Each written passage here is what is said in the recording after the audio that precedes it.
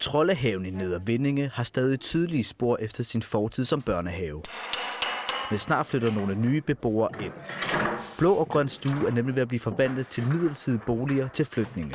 Og håndværkerne, de er i fuld gang, for om en måned skal de 20 nye værelser være færdige. Kommer der nye tider jo. Den tidligere børnehave ligger på en almindelig villavej, og det betyder, at beboerne nu kan se frem til nye naboer.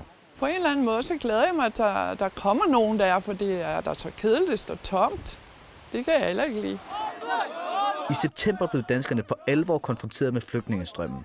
Med billederne her af flygtninge, der gik på motorvejen, var det nu mere virkeligt end nogensinde før. Det var lidt trist at se på, at det skulle være nødvendigt at tage den tur. Vordingborg Kommune har allerede indlogeret en del flygtninge, og de tager gerne imod flere. Fordi det var naturligt, at vi tager en del af den opgave, der skal løses i Danmark. Og der melder vi ind og tager vores del af forpligtelserne i Vordingborg. Villakvarteret er splittet i to. Vi har i dag talt med flere beboere, der er en smule bekymret for de nye tilflyttere. Men de har ikke ønsket at udtale sig til tv. Dorit Johansen har svært ved at forstå deres bekymring. Hun ser kun frem til mere liv på vejen. Det kunne da være, nej, nu skal de nok ikke have frikadeller, men jeg kunne måske lære dem at lave noget andet. Altså, jeg vil virkelig håbe, at vi kan få udvidet vores kultur gensidigt.